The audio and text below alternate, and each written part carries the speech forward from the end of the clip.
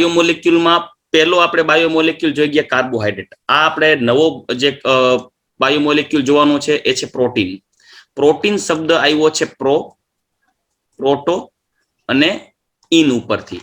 આ પ્રોટો એટલે પ્રાથમિક, પ્રાઇમરી. કોઈ પણ જીવંત, આપણા શરીરની વાત કરીએ તો આ જીવંત પ્રણાલીને શરીર ટકાવી રાખવા માટે, પોતાનું જીવન ટકાવી રાખવા માટે, શરીરમાં થતી જૈવ રાસાયણિક ક્રિયાઓ જાળવી રાખવા માટે એક જરૂરી ઘટક છે કે જો એ ઘટક આપણા શરીરમાં ન હોય તો આપણું શરીર ટકી શકે નહીં, જીવી શકાય નહીં. તો એના માટેની જે જરૂરિયાત, પ્રાથમિક જરૂરિયાત ધરાવતો જે ઘટક છે ને એને કહેવામાં આવે છે પ્રોટીન. પ્રોટીનમાં જે પ્રોટો વર્ડ છે એ વર્ડ આવ્યો છે પ્રાઇમરી ઉપરથી. પ્રાઇમિક એટલે પ્રાથમિક, પ્રાઇમરી નીડ, પ્રાથમિક જરૂરિયાત. અને ઇન જે છે, ઇન એ ઇન પ્રત્યય, પ્રત્યેક પ્રોટીન ને નામની પાછળ ઇન પ્રત્યય લગાડવામાં આવે છે. એટલે કે આલ્બ્યુમિન, ઇન્સ્યુલિન, ગામા ગ્લોબ્યુલિન, હિમોગ્લોબિન, બરાબર. તો આ જે પ્રત્યેક જેટલા પ્રોટીન્સ છે એ પ્રોટીન્સના નામની પાછળ ઇન પ્રત્યય લગાડવામાં આવે છે. આ પ્રોટીનના નામ અલગ અલગ આપેલા છે પણ એ બધા વચ્ચે કોમન જે ગ્રુપ બનાવ્યું છે બાયોમોલેક્યુલ્સ ને સમૂહ, એને કહેવામાં આવે છે પ્રોટીન. એમ પ્રોટો એટલે પ્રાઇમરી, પ્રાઇમરી એટલે પ્રાથમિક જરૂરિયાત ધરાવતા ઘટક. ક્યાં મળે? આપણે જીવંત પ્રણાલીમાં વિપુલ પ્રમાણમાં મળી આવે આપણા શરીરમાં. પણ આપણા શરીરમાં પ્રોટીન બહારથી આપણે ક્યાંથી લઈએ છીએ? તો કે ભાઈ એકચ્યુઅલી જેટલું નોન વેજીટેરિયન જે ફૂડ છે એમાંથી પ્રોટીન તો અઢળક પ્રમાણમાં મળે. પણ મેઇનલી વેજીટેરિયન્સ જે ખાતા હોય એના માટે વાત કરીએ તો દૂધ છે, ચીઝ છે, કઠોળ છે, મગફળી છે, ફણગાવેલા મગ, ચણા, આ બધા પ્રોટીનના મેઇન સોર્સ છે. પ્રોટીન છે એ ઘઉં કે અનાજ કે જુવાર કે બાજરામાંથી બહુ ઓછું મળે. પ્રોટીન યુક્ત તમારે ખોરાક ખાવો હોય તો તમારે દૂધ ઉપર, ચીઝ ઉપર કે કઠોળ ઉપર, કઠોળમાં ચણા છે, મગ છે, બરાબર, એનામાંથી વધારે પ્રમાણમાં પ્રોટીન મળે. જ્યારે નોન વેજીટેરિયન્સ હોય એને માંસ, માછલી, ઈંડામાંથી વધારે પ્રમાણમાં મળી આવે. પ્રોટીન આપણા શરીરમાં દરેક ભાગમાં હાજર હોય. શરીરના વૃદ્ધિ માટે, શરીરને ટકાવી રાખવા માટે મૂળભૂત પ્રાથમિક ઘટક છે પ્રોટીન. એટલે પ્રોટીઓઝ ઉપરથી એકચ્યુઅલી પ્રોટો વર્ડ આવ્યો છે, બરાબર. તો શરૂઆત જોઈએ. પ્રોટીન સંયોજનો જીવંત પ્રણાલીમાં વિપુલ પ્રમાણમાં મળી આવતા જૈવિક અણુઓ છે. પ્રોટીન એક પ્રકારનો પોલિમર છે, સાંભળજો, પોલિમર. લાઈક બાયોમોલેક્યુલમાં સૌથી પહેલો બાયોમોલેક્યુલ આપણે જોઈ ગયા હતા એ હતો કાર્બોહાઈડ્રેટ્સ. કાર્બોહાઈડ્રેટ્સમાં સ્ટાર્ચ છે એ પોલિમર છે. તો સ્ટાર્ચ જે હતો, સ્ટાર્ચનો મોનોમર હતો ગ્લુકોઝ, અને જેને આપણે કહીએ તે કહેતા હતા મોનોસેકેરાઇડ. એવી જ રીતે પ્રોટીન પણ એક પોલિમર છે અને જેનો મોનોમર છે એમિનો એસિડ. એટલે આજની તારીખમાં આપણે સૌથી પહેલા પ્રોટીનને ભણતા પહેલા આપણે એમિનો એસિડ ભણવાનું છે. આજે આપણે એમિનો એસિડ કમ્પ્લીટ કરશું, પછી આપણે આગળ વધશું. રેડી? તો મેઇન પોઈન્ટ ઉપર પાછા આવી કે પ્રોટીન સંયોજનો જીવંત પ્રણાલીમાં વિપુલ પ્રમાણમાં મળી આવે છે. એનો જે સોર્સ છે દૂધ, ચીઝ, કઠોળ, માછલી, ઈંડા, મગફળી, માંસ વગેરે. પ્રોટીન સંયોજનો શરીરમાં દરેક ભાગમાં હાજર હોય. જીવનના બંધારણ અને કાર્યોનો મૂળભૂત આધાર છે. શરીરની વૃદ્ધિ અને નિભાવ એટલે ટકાવી રાખવા માટે, મેન્ટેન રાખવા માટે પ્રોટીન સંયોજનો જરૂરી છે.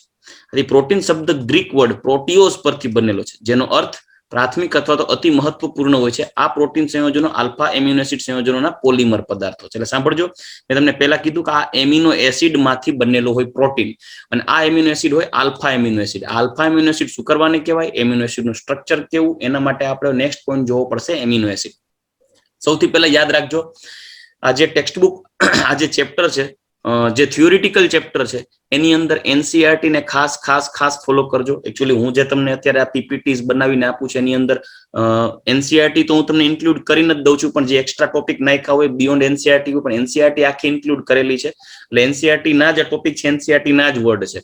આ બધા એસ બ્લોક છે, પી બ્લોક છે, ડી બ્લોક છે, બાયોમોલેક્યુલ્સ છે, પોલિમર છે, કેમેસ્ટ્રી ને એવરીડે લાઈફ છે. આ જે ચેપ્ટર્સ છે એના માટે એનસીઈઆરટી ને વળગી રહેજો ખાસ. હું તમને એના ઉપરથી એક પોઈન્ટ યાદ કરાવું. બાયોમોલેક્યુલ્સમાં આ ચેપ્ટરમાં જે કાર્બોહાઈડ્રેટ પોઈન્ટ આપણે જોઈ ગયા, તો કાર્બોહાઈડ્રેટ્સમાં યાદ હોય તો ગ્લુકોઝ અને ફ્રુક્ટોઝ બે રિડ્યુસિંગ સુગર છે, પણ ચોપડીમાં એ રિડ્યુસિંગ સુગર માટે ફેહલિંગનો જ વર્ડ વાપરેલો છે કે ફેહલિંગનું રિડક્શન કરે, ફેહલિંગ સોલ્યુશનનું રિડક્શન કરે. યાદ રાખજો, ટેક્સ્ટ બુકમાં જે લખેલું છે ને એને પકડીને ચાલજો. बराबर के भाई रिडक्शन करता है केम तो के फेलिंग ना द्रावण नु रिडक्शन करे ए खास ध्यान रखजो। चलो आगळ वधी हवे एमिनो एसिड ऊपर। तो एमिनो एसिड संयोजनो जोजो एमिनो एसिड वर्ड ने पकड़ो। एमिनो एक फंक्शनल ग्रुप रिप्रेजेंट करे छे ए छे NH2 फंक्शनल ग्रुप અને આ જે એસિડ છે એ ફંક્શનલ ગ્રુપ રિપ્રેઝેન્ટ કરે છે COOH। મતલબ આ એક એવા સંયોજનો છે કે જેની અંદર બંને ક્રિયાશીલ સમૂહો અવેલેબલ છે, એક છે એમિનો ક્રિયાશીલ સમૂહ અને એક છે કાર્બોક્સિલિક એસિડ ક્રિયાશીલ સમૂહ, જેની જનરલ ફોર્મ્યુલા આવી છે। જોજો જનરલ ફોર્મ્યુલા છે COOH। અહીંયા લેશું R અહીંયા OH સોરી OH લખાઈ ગયું સોરી NH2 અને અહીંયા H। તો આ એક જનરલ ફોર્મ્યુલા છે અને અહીંયા સ્ટાર એટલે બતાવ્યું કે આ જે કાર્બન છે એ કિરાલ કાર્બન તરીકે વર્તે કેમ કે તેની આજુબાજુ ચારે ચાર જોડાયેલા ક્રિયાશીલ સમૂહો જુદા જુદા છે, આથી આપણે એને કિરાલ કાર્બન કહેશું। एक्सेप्शनली एक एवो एमिनो एसिड छे के जे किरालिटी दर्शावतो नथी એટલે ऑप्टिकली एक्टिव નથી। ખ્યાલ છે ને તમને કે પ્રકાશ ક્રિયાશીલતા માટે જવાબદાર એક શરત છે કે જેમાં કિરાલ કાર્બન હોવો જોઈએ, મતલબ જેમાં કિરાલ કાર્બન હશે પ્રકાશ ક્રિયાશીલતા દર્શાવી શકે। આ તો ખ્યાલ છે ને? એટલે પ્રત્યેક એમિનો એસિડ હોય એ ઓપ્ટિકલી એક્ટિવ હોય। ખાસ યાદ રાખજો એમિનો એસિડ હોય ને એ ઓપ્ટિકલી એક્ટિવ હોય। एक्टिव એટલે प्रकाश क्रियाशील છે। अपवाद स्वरूपे एक ज એવું સંયોજન છે જે प्रकाश क्रियाशील નથી અને એ છે ગ્લાયસિન। આપણે આગળ જોશું, ડિસ્કશન કરશું, એમિનો એસિડ ના એક્ઝામ્પલ્સ જોશું ત્યારે જોશું। ફર્સ્ટ ઓફ ઓલ એક જનરલ ફોર્મ્યુલા લખી છે, યાદ રાખજો કુદરતમાંથી જે એમિનો એસિડ મળે છે એ ઓલમોસ્ટ આલ્ફા એમિનો એસિડ છે અને એલ એમિનો એસિડ છે। એલ એમિનો એસિડ શું કરવાને તો કે ભાઈ મેં તમને યાદ હોય તો કે હેલો આલ્કેન અને હેલોએરિન ટોપિક ની અંદર આપણે સાપેક્ષ વિન્યાસ ભણી ગયા હતા, કેપિટલ ડી અને કેપિટલ એલ। એની અંદર એવું કીધું કે અંતિમ કિરાલ કાર્બન ઉપર જો ડાબી બાજુ OH અથવા NH2 હોય તો તેને એલ કહેવાય અને જમણી બાજુ OH અથવા NH2 હોય તો તેને કેપિટલ ડી કહેવાય। ઓલમોસ્ટ નેચરલ માંથી મળતા એમિનો એસિડ્સ કે પ્રોટીનના બંધારણમાં રહેલા મોટા ભાગના એમિનો એસિડ્સ હોય ને એ એલ એમિનો એસિડ હોય। સાંભળજો, L amino acid. L amino acid એટલે કહેવાય કેમ કે એના કિરાલ કાર્બન ઉપર ડાબી બાજુ NH2 ફંક્શનલ ગ્રુપ અવેલેબલ છે, આથી એને એલ એમિનો એસિડ તરીકે ઓળખવામાં આવે। બીજી વસ્તુ, આ એમિનો એસિડ છે એ amino acid alpha amino acid શું કરવાને કહેવાય તો એનું હું તમને રીઝન દઉં। સાંભળજો કેમને આલ્ફા એમિનો એસિડ શું કરવાને કહેવાય। મુખ્ય ક્રિયાશીલ સમૂહ છે COOH છે। COOH જે કાર્બન સાથે જોડાયેલો હોય એને આલ્ફા કાર્બન કહેવાય। જો એની બાજુમાં કાર્બન હોય તો એને બીટા, એની બાજુમાં હોય તો ગામા, એની બાજુમાં હોય તો ડેલ્ટા। એટલે ટૂંકમાં કહું તો મારી પાસે એક COOH છે, COOH છે બરાબર, એની બાજુમાં એક કાર્બન બીજો, ત્રીજો, ચોથો, તો આ કાર્બન આલ્ફા કહેવાય, બીટા કહેવાય, ગામા કહેવાય, ડેલ્ટા કહેવાય। આ રીતે સિક્વન્સમાં કાર્બનને નંબર આપવામાં આવે। તો જો આલ્ફા કાર્બન ઉપર NH2 જોડાયેલું હોય તો એને આલ્ફા એમિનો એસિડ તરીકે ઓળખવામાં આવે। અને આપણે જે નેચરલી એમિનો એસિડ મળે છે એ બધા આલ્ફા એમિનો એસિડ છે જે પ્રોટીનના બંધારણ માટે જવાબદાર છે। રેડી? હા, એમિનો એસિડની જે જનરલ ફોર્મ્યુલા લખી છે ને એ જનરલ ફોર્મ્યુલા દુનિયામાં પ્રવર્તમાન પ્રત્યેક એમિનો એસિડ માટેની કોમન છે, પણ અહીંયા જે આ લખ્યું છે ને આર, એ આર એક આલ્કાઇલ ક્રિયાશીલ સમૂહ નથી। એ આર છે એ જુદા જુદા પ્રકારના ક્રિયાશીલ સમૂહ છે જે અહીંયા એમિનો એસિડ ની જનરલ ફોર્મ્યુલા લખી છે ને, જો એમાં અહીંયા સ્ટાર લખી શકું કેમ કે કિરાલ કાર્બન છે અને આ આર છે ને એ આર એટલે કોઈ છે અન્ય ફંક્શનલ ગ્રુપ अथवा तो कोई शाखित अथवा तो कोई चक्रीय बंधारण। आर तरीके आल्काइल नहीं लेता, R is not equal to alkyl. R એટલે આલ્કાઇલ નથી પણ જુદા જુદા ક્રિયાશીલ સમૂહો, ચક્રીય और અચક્રીય ઘટકો છે, मतलब જોડાયેલ એક સ્પીસીસ છે ક્રિયાશીલ સમૂહ। આર એટલે આલ્કાઇલ ને કેમ કે અત્યાર સુધી આપણે આર એટલે આલ્કાઇલ લેતા, આ આર એટલે જોડાયેલો કોઈ ક્રિયાશીલ સમૂહો છે। આ ક્રિયાશીલ સમૂહોને આધારે આપણે એમિનો એસિડને વર્ગીકૃત કરી શકશું। વર્ગીકૃત કઈ રીતે કરશું એ આપણે નેક્સ્ટ પોઈન્ટ જોઈશે, એના ક્લાસિફિકેશનમાં જોઈએ।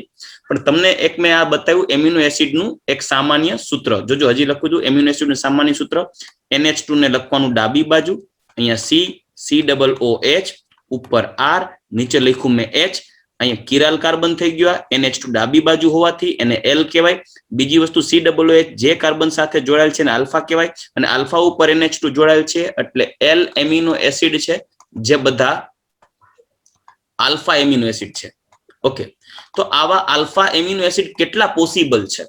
તો યાદ રાખજો, કુદરતમાં 20 ટાઈપ્સના જુદા જુદા એમિનો એસિડ્સ છે. કુદરતમાં 20 ટાઈપના alanine, valine, leucine, isoleucine, glycine, serine, cysteine, methionine, threonine, asparagine, glutamine, aspartic acid, glutamic acid, arginine, lysine, histidine, tryptophan, proline, histidine અને ટ્રિપ્ટોફેન અને ફિનાઇલેલિન ને ટાયરોસિન. ટૂંકમાં એ બધે ગણવાના આડાવડા કોઈ મિક્સ થઈ ગયા છે, પણ ટોટલ 20 ટાઈપના એમિનો એસિડ્સ છે.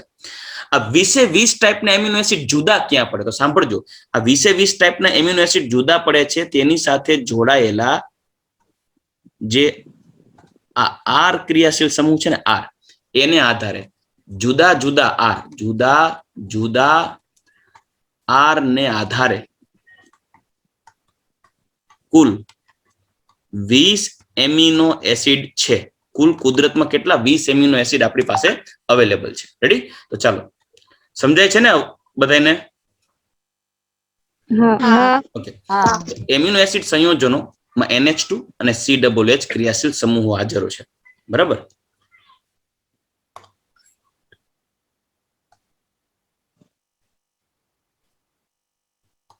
એમિનો એસિડમાં CH2 અને NH2 અને COOH ક્રિયાશીલ સમૂહ હાજર છે.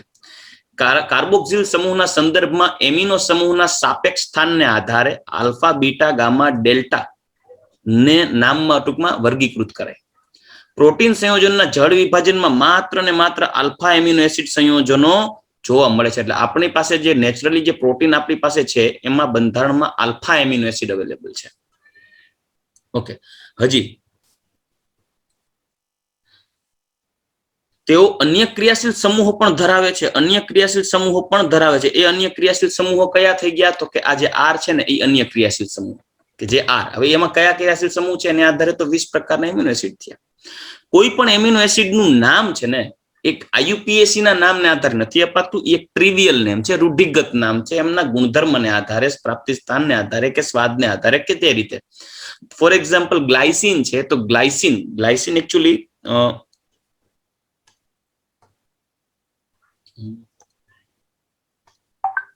ચલો ગ્લાયસિન નું બંધારણ દોરી દઉં. અહીંયા COOH, અહીંયા NH2. ચલો, એક હતું H. હવે જો અહીંયા R બરાબર H લઉં ને તો અહીંયા H આવી જાય. H આવી જાય તો જોશો એક જ કાર્બન ઉપર 2 હાઇડ્રોજન આવી ગયા એટલે આ કાર્બન થયો એ કિરાલ થઈ ગયો કે નહીં? એક કાર્બન ઉપર એક ક્રિયાશીલ સમૂહ એટલે આ કાર્બન કિરાલ કહેવાય કે કિરાલ ના કહેવાય ને? ઓકે, તો આ કિરાલ નથી, પણ R તરીકે H હોવાથી આ બની ગયું ગ્લાયસિન. ને ગ્લાયસિન છે ને એ શબ્દ આવ્યો છે ગ્લાયકોઝ ઉપરથી. ગ્લાયકોઝ એટલે ગળપણ, સ્વાદે સ્વીટ છે, એના ઉપરથી ગ્લાયસિન આવ્યું. ટાયરોસિન નામનો એમિનો એસિડ ટાયરોઝ ઉપરથી આવ્યો છે. ટાયરોઝ એટલે ચીઝ, ચીઝ માંથી મળે છે એટલે એને ટાયરોસિન કહેવાય. બરાબર? તો ટ્રિવિયલ નેમ આપ્યા છે, રૂઢિગત નામ. જો બધા એમિનો એસિડ સંયોજનો રૂઢિગત નામ અથવા પ્રાપ્તિ સ્થાન એટલે કે સ્ત્રોત ને પ્રદર્શિત કરે છે, ક્યાંથી મળે છે એને આધારે પ્રદર્શિત થાય છે. બરાબર? હવે નેક્સ્ટ, ગ્લાયસિન ને તેનું નામ તેના મીઠા સ્વાદને કારણે આપવામાં આવ્યું છે. તેમના મીઠા સ્વાદને કારણે આપ્યું છે. જો એનું નામ આપ્યું છે ગ્લાયકોઝ, ગ્લાયસિન નું નામ આપ્યું છે ગ્લાયકોઝ. ગ્લાયકોઝ ઉપરથી આવ્યું છે, જો સ્વાદે મીઠું, ગ્લાયકોઝ. બરાબર? ટાયરોસિન ને સૌપ્રથમ ચીઝ માંથી મેળવવામાં આવ્યો છે. ટાયરોસિન ને ચીઝ માંથી મેળવવામાં આવ્યો અને જેનું ગ્રીક નામ છે ટાયરોસ. ટાયરોસ એટલે ચીઝ. ચાલો, એ ખાસ ધ્યાન રાખજો. નેક્સ્ટ, એમિનો એસિડ ને કેવી રીતે રિપ્રેઝેન્ટ કરવો, દેખાડવું? તો એમિનો એસિડ ને જોજો ત્રિઅક્ષરી સંજ્ઞા, જોજો ત્રિઅક્ષરી સંજ્ઞા વડે દર્શાવાય છે. ત્રિઅક્ષરી સંજ્ઞા મતલબ લાઈક એલેનિન હોય ને તો ALA, ગ્લાયસિન હોય તો GLY, ગ્લાયસિન. અથવા તો એકાક્ષરી સંજ્ઞા દ્વારા પણ દર્શાવાય. એકાક્ષરી મતલબ single, like alanine no A, પછી ગ્લાયસિન નો G, એવી રીતે કા 3 આલ્ફાબેટ દ્વારા કા એક આલ્ફાબેટ દ્વારા દર્શાવવામાં આવે છે. સામાન્ય રીતે પ્રાપ્ય કેટલાક એમિનો એસિડ સંયોજનના બંધારણને ત્રિઅક્ષરી સંજ્ઞા તો એકાક્ષરી સંજ્ઞા દ્વારા દર્શાવાય. હવે તમને ટેક્સ્ટ કોષ્ટક આપ્યું છે. ચલો, આ કોષ્ટકની અંદર આપણે બધા એમિનો એસિડ લીધા છે. એમિનો એસિડમાં જો આ ત્રિઅક્ષરી સંજ્ઞા બતાવી, સામે અહીંયા એકાક્ષરી સંજ્ઞા બતાવી, અહીંયા નામ આપ્યા છે. ચાલો, ખાસ ધ્યાન રાખજો. સૌથી પહેલા હું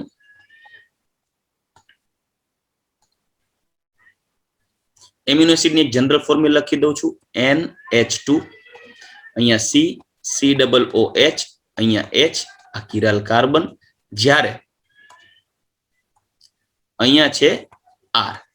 હવે જે R જે છે ને એ R આ થયું, R શાખા R નું વિશિષ્ટ લક્ષણ. મતલબ અહીંયા તમને આ જેટલા ક્રિયાશીલ સમૂહ બતાવ્યો છે ને દીકરાઓ, એ બધા ક્રિયાશીલ સમૂહો R તરીકે જોડાયેલા છે. એ આખો એક એમિનો એસિડ નથી, આ એમિનો એસિડ નથી. આ બધા જે તમને સ્ટ્રક્ચર્સ આપેલા છે એ શું છે? એમિનો એસિડમાં અહીંયા જે R છે ને એ R સાથે જોડવાના છે. બરાબર.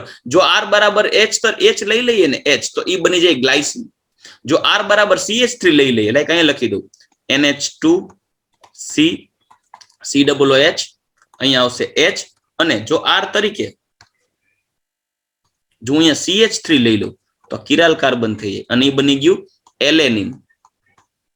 પછી જો હું અહીંયા CH2 ને બદલે હું માની લો કે અહીંયા CH3 ને બદલે માની લો કે હું અહીંયા કરી નાખું CH2 C6H5, તો આને કહેવાય ફિનાઇલ એલેનિન. શું કહેવાય? ફિનાઇલ alanine.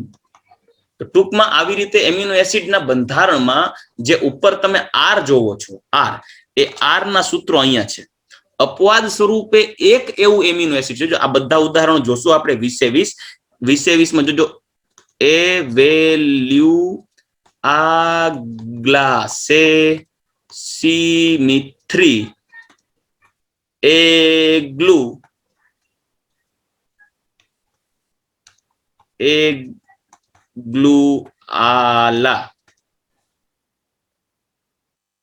Evaluaglasesymetry Egluala Theta Prohydri, Evaluaglasesymetry Egluala Theta Prohydri. આ ટોટલ 20 એમિનો એસિડ છે, જેની અંદર હું નામ બોલું તો એ એટલે એલેનિન, વે એટલે વેલિન, લ્યુ એટલે લ્યુસિન, આ એટલે આઇસોલ્યુસિન, ગ્લા એટલે ગ્લાયસિન, સે એટલે સેરિન, સી એટલે સિસ્ટીન, મી એટલે મિથ્યુનિન, થ્રી એટલે થ્રિયોનિન, એ એટલે એગ્લુ, એ એટલે એસ્પાર્જિન, glutamine, aspartic acid, glutamic acid, એટલે એગ્લુ બે વાર બોલ્યા, એસ્પાર્જિન, glutamine, aspartic acid, glutamic acid, આ એટલે આર્જિનિન, લા એટલે lysine, ફિનાઇલેલેનિન, tyrosine, Proline, હિસ્ટિડિન, tryptophan. Total આવા 20 ટાઈપના એમિનો એસિડ હોય. પણ આઈ હોપ કે તમે બી ગ્રુપ વાળા છો એટલે તમને મારા કરતા સારી રીતે એમિનો એસિડ નો ખ્યાલ હશે ને બધાના નામ યાદ હશે. બરાબર. એટલે તમને જો તમે તમારી ટ્રીક રીતે યાદ રાખ્યા હોય તો વેલ એન્ડ ગુડ. પણ આ એમિનો એસિડમાં એક એમિનો એસિડ એવો છે જે હું તમને ચોખવટ કરીને કહી દઉં, એક એમિનો એસિડ એવો છે જે બીજા કરતા જુદો પડે છે. કઈ રીતે જુદો પડે? જો જો જો જો જો પ્રો જેનું નામ છે પ્રોલિન. પ્રોલિન એટલે જુદો પડે કે આ જે બંધારણમાં તમે જોશો ને તો આ બધામાં પ્રાઇમરી એમાઇન છે. પ્રત્યેક એમિનો એસિડ, સાંભળજો, એમિનો એસિડમાં NH2 સમૂહ પ્રાથમિક હોય છે. સાંભળજો, પ્રાથમિક. પ્રત્યેક એમિનો એસિડમાં એમિનો સમૂહ પ્રાથમિક હોય, પરંતુ પ્રોલિનમાં દ્વિતીયક એમાઇન હોય. આ ભૂલતા નહીં ક્યારેય. પ્રોલિનમાં દ્વિતીયક એમાઇન હોય.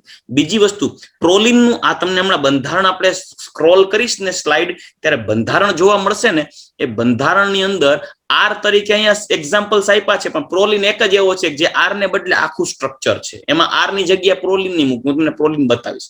પણ ટૂંકમાં એમિનો એસિડ છે. જો આ તમને સ્ટ્રક્ચર આપ્યા છે, સ્ટ્રક્ચર કોઈને યાદ નથી રાખવાના, શક્ય હોય તો ગ્લાયસિન, એલેનિન, ફિનાઇલ એલેનિન, એ ત્રણના સ્ટ્રક્ચર યાદ હોય તો વેરી ગુડ. ગ્લાયસિનમાં અહીંયા ખાલી H આવશે, એલેનિનમાં CH3, ફિનાઇલ એલેનિનમાં CH2, C6H5. તો અહીં R તરીકે CH3 હોય તો એલેનિન, CH3 ટ્વાઇસ CH હોય તો વેલિન, CH3 ટ્વાઇસ CH2 હોય તો લ્યુસિન. પછી આને બદલે જો બ્યુટાઇલ ને બદલે CH3 ટ્વાઇસ CH2 છે ને બદલે CH3 CH2, અહીંયા લોચો છે કંઈક, આ CH3 અહીંયા જોઈન્ટ થાય, CH3 અહીંયા ભૂલ છે. બરાબર. તો આવી રીતે જોઈન્ટ હોય તો તેને કહેવામાં આવે છે આઇસોલ્યુસિન. એવી રીતે આ એક આખો પાર્ટ R તરીકે જોડાયેલો હોય તો એને આર્જિન, આ છે લાઇસિન, COOH જોડાયેલ છે અને આધારે નામ આપ્યું ગ્લુટામિક એસિડ, એસ્પાર્ટિક એસિડ. બરાબર. તો એવી રીતે તમે આગળ જોશો તો એક બીજું એક આપ્યું છે ગ્લુટામિન, એસ્પાર્જિન. તમારે કયો R ક્યાં છે કાંઈ યાદ રાખવાની જરૂર નથી. તમારે જસ્ટ કેટલા નામ યાદ રાખશો, એટલે કે સ્ટ્રક્ચર યાદ રાખશો, ગ્લાયસિન, એલેનિન, ફિનાઇલ એલેનિન. જો ગ્લાયસિનમાં શું છે તો કે અહીંયા NH2 CH અને અહીંયા H આ થઈ ગયું ગ્લાયસિન. પછી એલેનિનમાં NH2 C અહીંયા CH3 H CH સ્ટ્રક્ચર શક્ય હોય તો યાદ રાખશું આટલું, બાકી કઈ જાજુ જરૂરી નથી. આ થઈ ગયું ફિનાઇલ એલેનિન, સોરી એલેનિન. ફિનાઇલ એલેનિનમાં અહીંયા NH2C અહીંયા CH2C6H5 હોય, COOH અને અહીંયા H. આ બધા કિરાલ છે એક્સેપ્ટ આ છે એ પ્રકાશ ક્રિયાશીલ નથી, પ્રકાશ ક્રિયાશીલ નથી. બાકીના બધા પ્રકાશ ક્રિયાશીલ છે. 20 એમિનો એસિડ માંથી એક એમિનો એસિડ ગ્લાયસિન એક જ એવો છે જે પ્રકાશ ક્રિયાશીલ નથી, બાકીના 19 છે પ્રકાશ ક્રિયાશીલ છે. રેડી. ઓપ્ટિકલી એક્ટિવ, જે સમતલી ધ્રુવીભૂત પ્રકાશના તલનું કોણાવર્તન કરી શકે. આને કારણે પ્રોટીન પણ ઓપ્ટિકલી એક્ટિવ હોય, કેમ કે એના બંધારણનો મોનોમર ઓપ્ટિકલી એક્ટિવ હોય તો આખું પોલિમર પણ ઓપ્ટિકલી એક્ટિવ બનશે. ઓકે, એમાં તમે સ્ટ્રક્ચરમાં જોશો ટ્રિપ્ટોફાન ની બધા સાયક્લિક હોય, પણ જોજો આ એક આ જો આ પ્રોલિન સૌથી છેલ્લું એટલે જ 20મા નંબર બતાવો. જો અહીંયા તમે જોશો ને પ્રોલિનમાં તો જો અહીંયા એ લખેલું છે, એ એટલે શું કરવાના છે, અહીંયા નીચે હિન્ટ એ લખેલું તમને મળશે. એ એટલે લખેલું છે કે નીચે લખેલું છે અહીંયા કે ભાઈ એ છે એ એવું બતાવે છે કે આર નથી, આ આર નથી, જોડાયેલ આર નથી, આખો એમિનો એસિડ છે જેમાં એમાઇન ગ્રુપ સેકન્ડરી છે, દ્વિતીયક છે. જોઈ શકો છો આ દ્વિતીયક છે, સેકન્ડરી. તમને એમ થાય હું અહીંયા સેકન્ડરી છે, અરે દીકરાવા સેકન્ડરી નથી, અહીંયા આર તરીકે આવડા છે, આના બરાબર શું છે આર છે. એટલે ટૂંકમાં આજે અહીંયા જે જનરલ ફોર્મ્યુલા હોય લાઈક NH2 અહીંયા C અહીંયા માની લો કે H છે, અહીંયા COOH છે, આવી રીતે કરી નાખ્યું અને આ સીધું અહીંયા જોડી દો. આ આર તરીકે આ થઈ ગયું. તો આ જે આખો પોલિમર બને ને, આ જે આખો એમિનો એસિડ બને ને, ઈ થઈ ગયો ટ્રિપ્ટોફેન. તો આ સેકન્ડરી એમાઇન છે, ઈ એમિનો એસિડ નો એમાઇન નથી. એમિનો એસિડ નો એમાઇન તો આ છે, પ્રાઇમરી છે, સમજાઈ ગયું. પણ પ્રોલિન એક એવો છે કે જેમાં સેકન્ડરી એમાઇન છે, સમજે છે કે નહીં? બરાબર. પ્રોલિન એક એવો છે કે જેમાં સેકન્ડરી એમાઇન છે અને એમાં જે આ સ્ટ્રક્ચર છે એ આખું આર નથી, પોતે આખો એમિનો એસિડ બતાવ્યો છે. તો ટોટલ આવા 20 ટાઈપના એમિનો એસિડ છે. ક્લિયર? હવે ઓકે, હવે આપણે નેક્સ્ટ ટોપિક પર. હા બોલ. આમ આઈ સોલ્યુશન નું એસઆરપી માં ઈ જ સ્ટ્રક્ચર છે, તમે સુધાર્યું પણ એમાં ભૂલ છે, પ્રિન્ટ મિસ્ટેક છે. તો એક પ્રેક્ટિકલી તું જોજી, હું તને બતાવું. જો મને કે ખાલી આ CH3 કઈ રીતે પોસિબલ છે, મને કે આ CH3 કઈ રીતે પોસિબલ છે? અહીંયા હોય ને, હોય. હા, સેકન્ડરી સમજાય ગયું? પણ ઈ એસઆરપી માં એવું જ છે. એટલે હાલી પ્રિન્ટિંગ મિસ્ટેક છે, એમાં ટેક્સ્ટ બુક ને ફોલો કરી હોય ને એટલે બધી ખબોડી દીધું હોય. ચાલો, હવે એમિનો એસિડ ને ક્લાસિફાઈ કરીને, તો એમિનો એસિડ ને મેઇનલી બે રીતે ક્લાસિફાઈ કરી શકાય. જો એમિનો એસિડ ને બે રીતે ક્લાસિફાઈડ કરીએ, એક તો એનો એસિડ અને બેઝિક ગુણધર્મ, અને બીજી એની જરૂરિયાતના આધારે, અને એસિડિક ઓર બેઝિક નેચર. બે રીતે જો ક્લાસિફાઈ કરીએ ને, તો એમિનો એસિડમાં તો બે ફંક્શનલ ગ્રુપ છે. લાઈક અહીંયા આપણે એમિનો એસિડ નું જનરલ ફોર્મ્યુલા લખીએ તો એક NH2 પણ છે, CH અને ઉપર આપણે એક અલગથી લખી શકીએ R. આ જનરલ ફોર્મ્યુલા થઈ. પણ અહીંયા તમે જોશો તો આ થઈ ગયું એસિડ, આ થઈ ગયું બેઝ. બેઝ અને એસિડ બંને એકબીજાની અસરને નાબૂદ કરે. સાંભળજો, બેઝ અને એસિડ આ બંને એકબીજાની અસરને નાબૂદ કરે છે. તો પરિણામી રિઝલ્ટિંગ તમને એમ થાય હારું આમાં તો NH2 ફંક્શનલ ગ્રુપ છે જે બેઝ છે, COOH ફંક્શનલ ગ્રુપ છે જે એસિડ છે, પણ એસિડ અને બેઝ બંને એકબીજાની અસરને નાબૂદ કરે છે. તોય છતાં એને એસિડિક બેઝિકમાં કઈ રીતે ન્યુટ્રલ કરી શકાય? તો ડિપેન્ડ કરે છે આર ઉપર. જો આર એસિડિક તો એમિનો એસિડ એસિડિક, જો આર બેઝિક તો એમિનો એસિડ બેઝિક, જો આર તટસ્થ તો એમિનો એસિડ તટસ્થ. મતલબ એસિડિક બેઝિક કે તટસ્થ નેચર છે ને જે, એ કેના ઉપર ડિપેન્ડ કરે છે? આર ઉપર આધાર રાખે છે. કેમ કે એમિનો ફંક્શનલ ગ્રુપ છે એ તો બેઝિક હોય, COOH ફંક્શનલ ગ્રુપ એસિડિક હોય, એ બંને એકબીજાને ન્યુટ્રલાઇઝ કરે. આથી પરિણામે એમિનો એસિડ ને એસિડિક બેઝિક કે ન્યુટ્રલ કેરેક્ટરમાં તમે ડિસાઇડ કઈ રીતે કરી શકશો? આર ઉપરથી. ચાલો, clear? Acidic amino acid, basic amino acid અને તટસ્થ એમિનો એસિડ. ચાલો 3.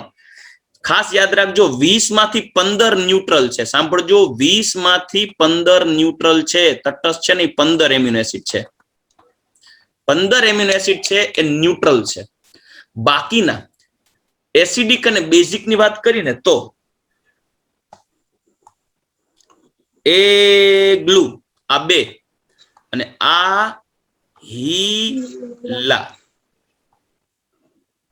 1 સેકન્ડ. આ હીલા આ 3 સાંભળજો ખાસ, એ ગ્લુ અને આ હીલા.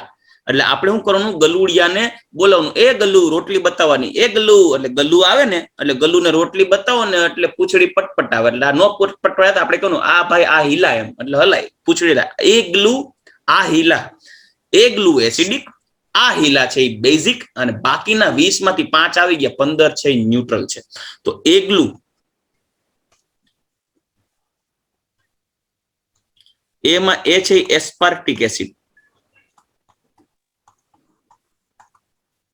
ગ્લુનું ગ્લુટામિક એસિડ,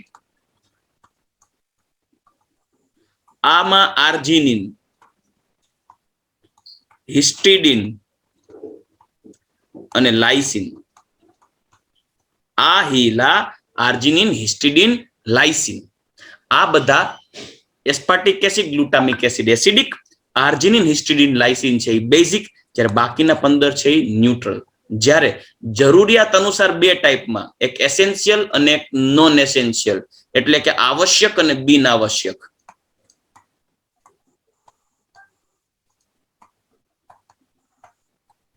જ્યાં તમને બતાવ્યા છે આવશ્યક અને બિન આવશ્યક. એસેન્શિયલ નો મતલબ આવશ્યક અને નોન એસેન્શિયલ એટલે કે બિન આવશ્યક. મેં એ નામ પણ લખેલું છે, કેમ યાદ રાખવું એ પણ તમને કોડ કહું. એસેન્શિયલ, નોન એસેન્શિયલ, આવશ્યક અને બિન આવશ્યક. એસેન્શિયલ એમિનો એસિડ અને નોન એસેન્શિયલ એમિનો એસિડ ને કઈ રીતે બાયફર્ગેટ કરાય? તો કે ભાઈ કુદરતી આ 20 એમિનો એસિડ બને છે, પણ 20 એમિનો એસિડ માંથી અમુક એમિનો એસિડ આપણા બોડીમાં મળી આવે છે, બને જ છે. જ્યારે અમુક એમિનો એસિડ ને બહારથી ઓરલી લેવા પડે, ખોરાક દ્વારા લેવા પડે. તો જે બોડીમાં બને છે એને ખોરાક લેવા દ્વારા લેવાની જરૂર નથી, તો એને કહેવાય બિન આવશ્યક. ખોરાક દ્વારા લેવાની જરૂર નથી. કેમ? તો કે આપણી બોડીમાં બનતા હોય. પણ આવશ્યક એને કહેવાય જે આપણી બોડીમાં બનતા ન હોય તો બહારથી લેવા પડે, તો એને કહેવાય બિન આવશ્યક, નોન એસેન્શિયલ. તો નોન એસેન્શિયલ અને એસેન્શિયલ એમિનો એસિડ ઉપર આપણે આગળ વધીએ. મેઇનલી બે ટાઈપમાં ડિફરન્શિએટ કર્યા. એક છે acidic, basic or neutral character ઉપર, અને બીજું છે એની આવશ્યકતા ઉપર. એસિડિક, બેઝિક, ન્યુટ્રલમાં ફંક્શનલ ગ્રુપ આર ઉપર ડિપેન્ડ કરે છે, એસિડિક છે કે બેઝિક છે કે ન્યુટ્રલ. કેમ કે આર એસિડિક હોય તો amino acid acidic, R basic હોય તો એમિનો એસિડ બેઝિક હોય. કેમ કે NH2 ફંક્શનલ ગ્રુપ એસિડિક અને COOH ફંક્શનલ ગ્રુપ બેઝિક છે. સોરી, COOH બેઝિક અને NH2 એસિડિક છે. મગજ ફરી ગયું. NH2 બેઝિક અને COOH એસિડિક છે, પણ એ બંને એકબીજાની અસરને નાબૂદ કરે છે. એટલે આર ઉપરથી acidic 2, aspartic acid, glutamic acid. Basic છે એ આ હિલા, આર્જિનિન, હિસ્ટિડિન, લાઇસિન. બાકીના જે 15 બચ્યા આના સિવાયના એ યાદ રાખવાની જરૂર નથી. આ 3-5 યાદ રાખો, બાકીના 15 જે ઓપ્શનમાં હોય એ ન્યુટ્રલ. આવશ્યક એમિનો એસિડ અને બિન આવશ્યક amino acid. Essential amino acid એટલે આવશ્યક એમિનો એસિડ. એવા એમિનો એસિડ કે જે ખોરાક દ્વારા આપણને મેળવવા પડે, શરીરમાં બનતા નથી. એટલે જો તમારે એની જરૂર હોય તો તમે ઓરલી લઈ શકો, એને એસેન્શિયલ એમિનો એસિડ કહે, કેમ કે આપણે બહારથી લેવા પડે.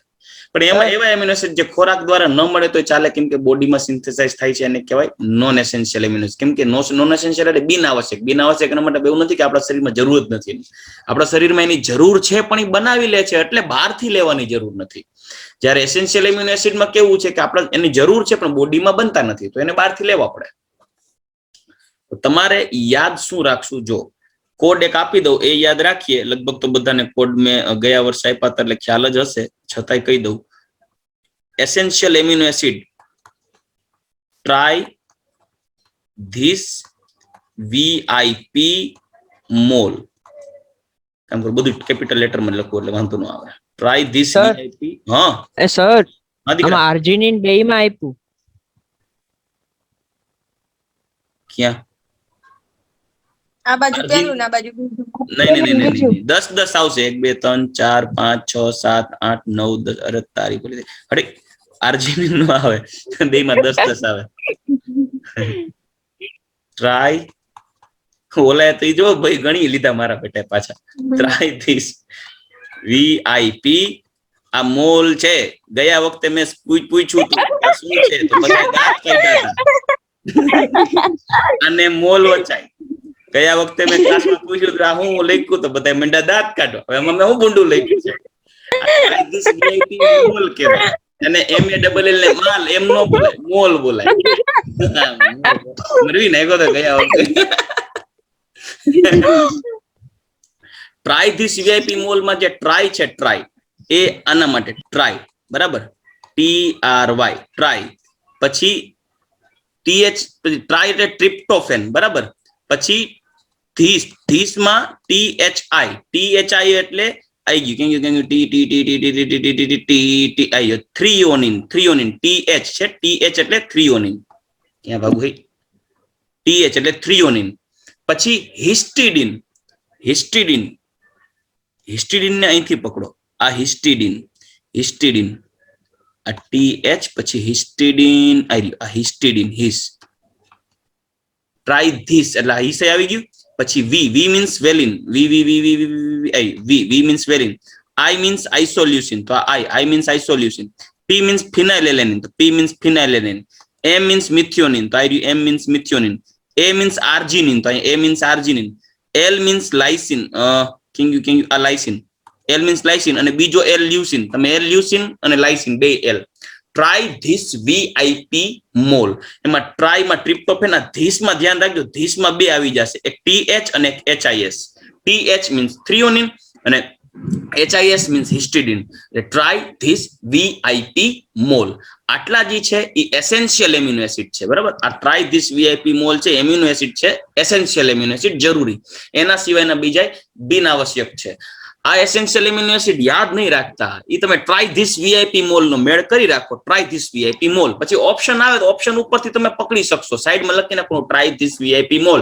પછી એને આધારે નામ મેચ થાય છે કે નહીં જોઈ લેવાનું. આપણે જે આગળ ચાર્ટ જોઈ ગયા ને, ચાર્ટ ની અંદર તમે જોજો જેટલા સ્ટાર વાળા દેખાય, જો સ્ટાર જેટલા સ્ટાર વાળા છે ને, જો અહીં લખ્યું છે સ્ટાર મીન્સ આવશ્યક એમિનો એસિડ. જો લખ્યું છે સ્ટાર મીન્સ આવશ્યક એમિનો એસિડ. એટલે જેટલા સ્ટાર વાળા છે, જો વેલેનિન છે, લ્યુસિન, આઇસોલ્યુસિન, આર્જિનિન, લાઇસિન, આ બધા છે એ આવશ્યક એમિનો એસિડ છે. એટલે આપણે ચાર્ટ ની અંદર સ્ટાર ફોર્મમાં બતાવ્યા છે, પણ તમે યાદ રહે એટલે મેં લખી દીધા ટ્રાય ધીસ VIP મોલ. ચલો રેડી. હવે નેક્સ્ટ પોઈન્ટ ઉપર આવીએ. આ જે એમિનો એસિડ છે મેં તમને હમણાં ચોખવટ કરી કે ભાઈ એમિનો એસિડ છે એ એમિનો એસિડ એના જલીય દ્રાવણમાં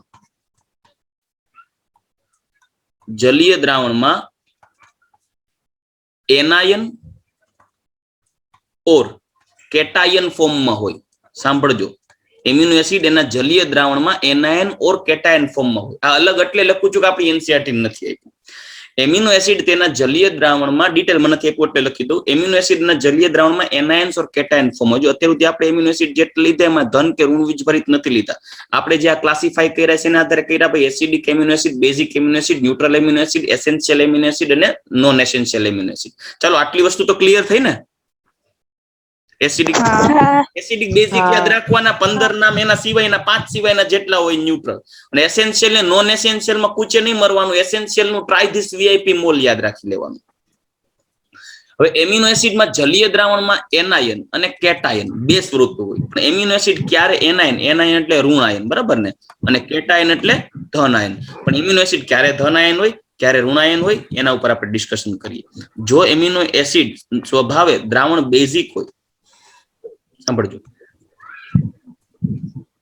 એમિનો એસિડ નું જલીય દ્રાવણ બેઝિક હોય. બેઝિક એટલે pH કેવી હોય? pH લેસ ધેન 0 કે ગ્રેટર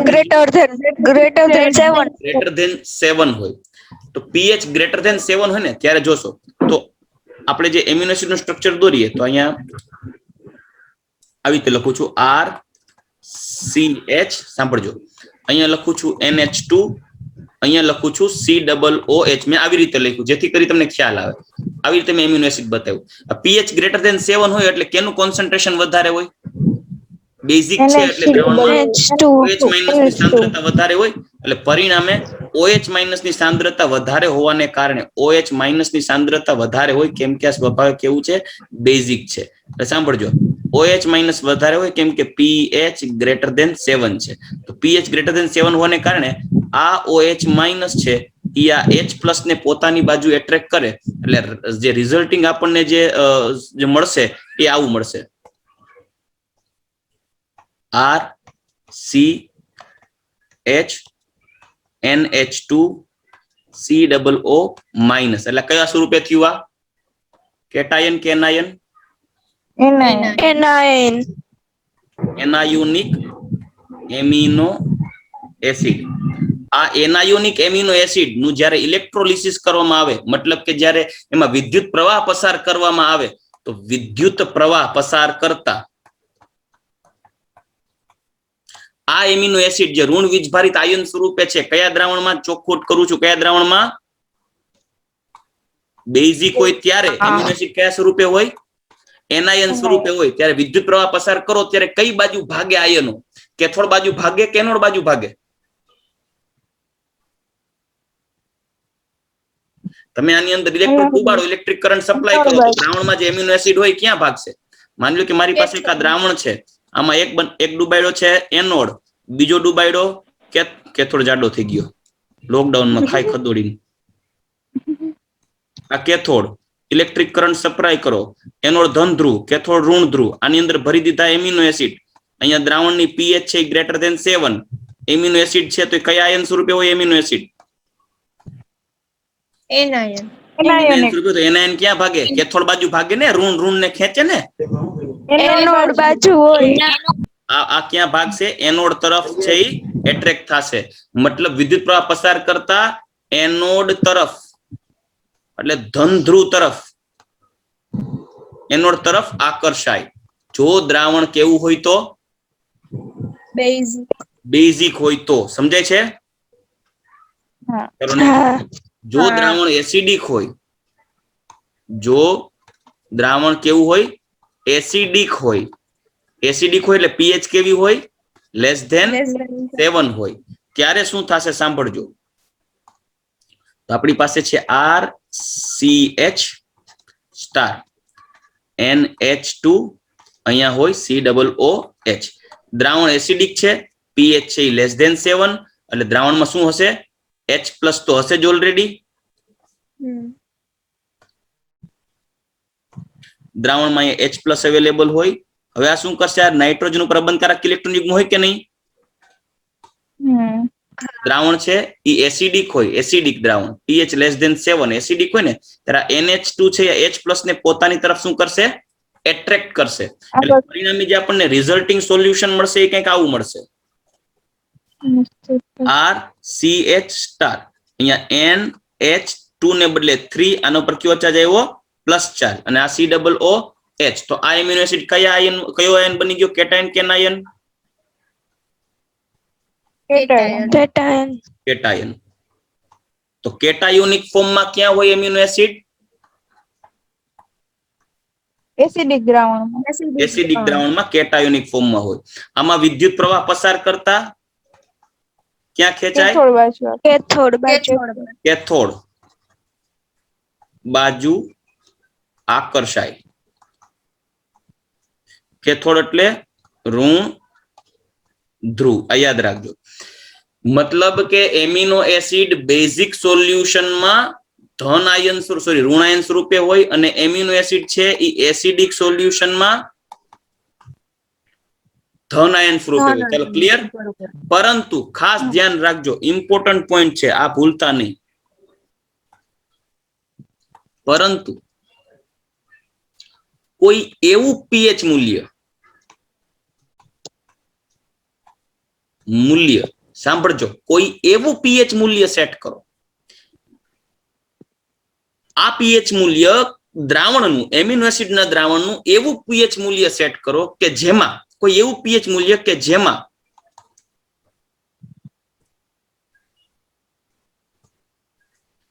જેમાં એમિનો એસિડ કેથોડ કે એનોડ તરફ આકર્ષાય નહીં. પણ ક્યારે? વિદ્યુત પ્રવાહ પસાર કરતા. સમજાય છે? પીએચ નું કોઈ એવું મૂલ્ય, દ્રાવણની પીએચ નું કોઈ એવું મૂલ્ય કે જે પીએચ રાખો ને, દ્રાવણની એ પીએચ રાખો ને, ત્યારે એમાં તમે વિદ્યુત પ્રવાહ પસાર કરો ને ઇલેક્ટ્રોડ ડુબાડીને, તો ઈ એમિનો એસિડ કેથોડ બાજુ કે એનોડ બાજુ ભાગવો જોઈએ નહીં.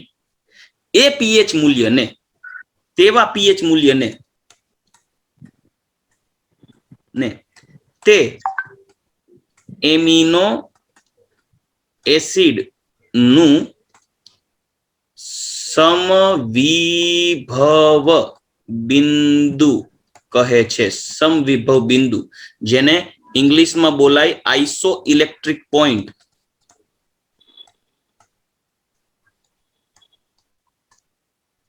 તેને ઇંગ્લિશમાં શું કહેવાય? Iso electric point. આ ખાસ ધ્યાન રાખજો. આઇસો ઇલેક્ટ્રિક પોઈન્ટ આવે ને જ્યારે કોઈ પણ દ્રાવણનું, ત્યારે એમાં રહેલો એમિનો એસિડ ભલે ધન કે ઋણ વીજભારિત હોય તો ક્યાંય જાશે નહીં. શું કરવાને? કેમ કે iso electric પોઈન્ટમાં amino acid જ્વિટર ion ફોર્મમાં હોય. જ્યારે એમિનો એસિડ સોલિડ ફોર્મમાં હોય ત્યારે જ્વિટર આયન ફોર્મમાં હોય. એટલે એ જરાક ચોખવટ કરી દો, જ્વિટર આયન કેને કહેવાય? જ્યારે સોલિડ ફોર્મમાં હોય ને ત્યારે એમિનો એસિડ નો આર, પછી અહીંયા CH, અહીંયા સ્ટાર, NH2 અને અહીંયા COOH હોય. પણ એની અંદર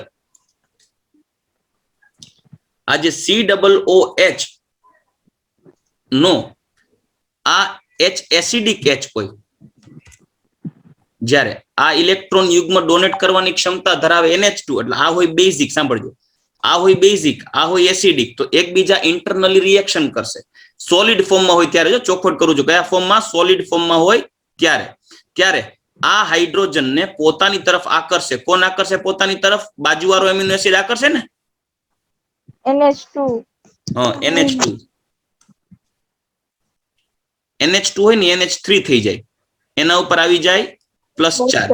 ત્યારે આ બની જાય C double bond O minus. મતલબ કે એક જ એમિનો એસિડમાં ધન વીજભાર અને ઋણ વીજભારિત બંને આયનો હાજર હોય. આને કહેવાય જ્વિટર આયન. જ્યારે સમવિભવ બિંદુ આવે ને, સમવિભવ બિંદુ, આ પરિસ્થિતિમાં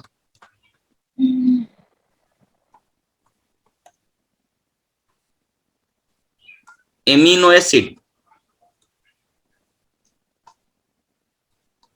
જ્વિટર આયન ની જેમ વર્તે. શું કરવાને? કેમ કે ન્યુટ્રલ રહે છે, ન તો એસિડ બાજુ એનોડ બાજુ જાય, ન તો કેથોડ બાજુ જાય. સમજાઈ ગયું? તો તમને એમ થાય તો સર જો pH ગ્રેટર ધેન 7 હોય તો ઋણ વીજભારિત હોય, pH ગ્રેટર ધેન 7 હોય તો ઋણ વીજભારિત હોય તો એનોડ બાજુ ભાગે, pH લેસ ધેન 7 હોય તો ધન વીજભારિત હોય તો કેથોડ બાજુ ભાગે. તો એનો મતલબ એમ કે pH 7 હોય ત્યારે જ એનું સમવિભવ બિંદુ આવે. તો એ વાત ખોટી છે. pH 7 આવવી જરૂર નથી. 5 6 કે એની રેન્જમાં પણ સમવિભવ બિંદુ આવી શકે એમિનો એસિડ્સ ના. એટલે સમવિભવ બિંદુ એ એવી pH નું મૂલ્ય છે કે જે pH ના મૂલ્યે એમિનો એસિડ તેના જલીય દ્રાવણમાં એનોડ કે કેથોડ બાજુ એટ્રેક્શન પામતું નથી, તે ન્યુટ્રલ ફોર્મમાં રહે છે. અને એ અવસ્થામાં એ દ્રાવણમાં એમિનો એસિડ જ્વિટર આયનની જેમ રહે. બરાબર? કે ત્યારે તે એનોડ કે કેથોડ બાજુ એટ્રેક્ટ ના થાય. એ પીએચ ને તે એમિનો એસિડ નું સમવિભવ બિંદુ કહેવાય. અથવા તો જ્યારે એનું જલીય દ્રાવણ નું હોય અને સોલિડ ફોર્મમાં હોય ત્યારે તો ન્યુટ્રલ ફોર્મમાં જ હોય, અને ત્યારે જ્વિટર આયન ફોર્મમાં હોય, જ્યારે પાવડર ફોર્મમાં હોય ત્યારે. ચાલો, ક્લિયર? સમવિભવ બિંદુનો કોન્સેપ્ટ ક્લિયર થયો? હા. ઓકે, હવે નેક્સ્ટ પોઈન્ટ ઉપર આગળ વધીએ તો એમિનો એસિડ સંયોજનો સામાન્ય રીતે રંગવિહીન સ્ફટિકમય ઘન પદાર્થ હોય. પણ પહેલા જ કીધું સ્ફટિકમય ઘન પદાર્થ હોય ને ત્યારે જ્વિટર આયન ફોર્મમાં હોય. આ સંયોજનો પાણીમાં દ્રાવ્ય ઊંચા ગલન બિંદુ વાળા ઘન પદાર્થો છે. તેઓ સાદા એમાઇન અથવા કાર્બોક્સિલિક એસિડ સંયોજનોને બદલે ક્ષારની જેમ વર્તે. જો એ સાદા એમાઇન કે કાર્બોક્સિલિક એસિડ ની જેમ, સાદા એમાઇન કે કાર્બોક્સિલિક એસિડ ને બદલે ક્ષારની જેમ વર્તે. એટલે COO- અને NH3+, એટલે પ્લસ અને માઇનસ વચ્ચેના એટ્રેક્શન ફોર્સ, એટલે કે ક્ષારની જેમ વર્તે. એટલે જો આ વર્તનનું કારણ એમિનો એસિડના એક જ અણુમાં એસિડિક અને બેઝિક બંને સમૂહો હાજર છે. જલીય દ્રાવણમાં કાર્બોક્સિલિક સમૂહ એક પ્રોટોન ગુમાવી શકે અને એમિનો સમૂહ એક પ્રોટોન મેળવી શકે, જેને કારણે દ્વિધ્રુવ આયન બને, જેને ઝ્વિટર આયન તરીકે ઓળખવામાં આવે છે. આ તટસ્થ હોય પરંતુ ધન કે ઋણ બંને વીજભાર ધરાવે. જોયું છે, ઓમ ન્યુટ્રલ છે પણ તે પોઝિટિવ ને નેગેટિવ ચાર્જ બંને ધરાવે છે. પણ આપણે ટેક્સ્ટ બુક ની અંદર એ જે પોઈન્ટ છે કે ક્યારે સ્પેશિયલી ધન વીજભારિત હોય કે ક્યારે સ્પેશિયલી ઋણ વીજભારિત હોય એના વિશે ડિસ્કશન નથી કર્યું. પણ હા, એનું જલીય દ્રાવણ જ્યારે ન્યુટ્રલ છે, ચોખ્ખું કર્યું છે કે જલીય દ્રાવણમાં ઝ્વિટર આયન તરીકે ઓળખવામાં આવે ને, જલીય દ્રાવણમાં ઝ્વિટર આયન જેમ વર્તે ને ત્યારે એ દ્રાવણની પીએચ જે હોય ને એ પીએચ ને એ એમિનો એસિડ નું સમવિભવ બિંદુ અથવા તો આઇસોઇલેક્ટ્રિક પોઈન્ટ કહેવાય. રેડી. ઝ્વિટર આયન આયનીય સ્વરૂપમાં એમિનો એસિડ સંયોજનો એસિડ અને બેઝ સંયોજનો સાથે પ્રક્રિયા કરી ઉભયગુણી વર્તણૂક બતાવે. ઉભયગુણી વર્તણૂક શું કરવાને બતાવે? કેમ કે એમાં એસિડિક છે, બેઝિક સંયોજન એટલે એસિડિક ગ્રુપ છે, બેઝિક ગ્રુપ છે. જો એસિડ સાથે પ્રક્રિયા કરો તો NH2 સમૂહ પ્રક્રિયામાં ભાગ લેશે, બેઝ સાથે પ્રક્રિયા કરો તો COH સમૂહ પ્રક્રિયામાં ભાગ લેશે. આથી એમિનો એસિડ છે ઉભયગુણની જેમ વર્તી શકે. ચાલો, ક્લિયર? Zwitter આયનનો concept. ચલો નેક્સ્ટ ઉપર આગળ વધીએ. હવે એની ઓપ્ટિકલ એક્ટિવિટી ઉપર આવીએ. મેં તમને પહેલા જ કીધું, ગ્લાયસિન સિવાયના કુદરતી રીતે પ્રાપ્ય બધા જ આલ્ફા એમિનો એસિડ સંયોજનો આલ્ફા કાર્બન પરમાણુ અસમ હોવાના કારણે પ્રકાશ ક્રિયાશીલ છે. જો ચોખ્ખોટ કરી હતી RCH અહીંયા NH2 આ સ્ટાર આને કહેવાય અસમ કાર્બન. અસમ કાર્બન એટલે કિરાલ કાર્બન અને કિરાલ કાર્બન હોવાને કારણે ઓપ્ટિકલી એક્ટિવ. પરંતુ ગ્લાયસિન એટલે અહીંયા HCOOH અને અહીંયા NH2 ગ્લાયસિન આ ઓપ્ટિકલી ઇનએક્ટિવ છે. ચાલો રેડી. આ સંયોજનો ડી અથવા એલ બંને સ્વરૂપે અસ્તિત્વ ધરાવે, પણ આ કયું છે? L amino acid. આ કયું છે? L amino acid. શું કરવાને? મોટા ભાગના કુદરતી એમિનો એસિડ સંયોજનો એલ વિન્યાસ બતાવે. આ એલ એમિનો એસિડ સંયોજનો NH2 સમૂહ ડાબી બાજુએ લખીને નિરૂપિત કરવામાં આવે છે. ચાલો રેડી. હવે આપણે જે નેક્સ્ટ પોઈન્ટ જોશું એ પેપ્ટાઇડ બોન્ડ. એ આપણે આવતીકાલે નેક્સ્ટ લેક્ચરમાં આગળ ડિસ્કસ કરશું. આજનો લેક્ચર આપણે અહીંયા સુધી રાખીએ. ચાલો રેડી. ક્લિયર? આજનું એમિનો એસિડ સમજાઈ ગયું બધાને?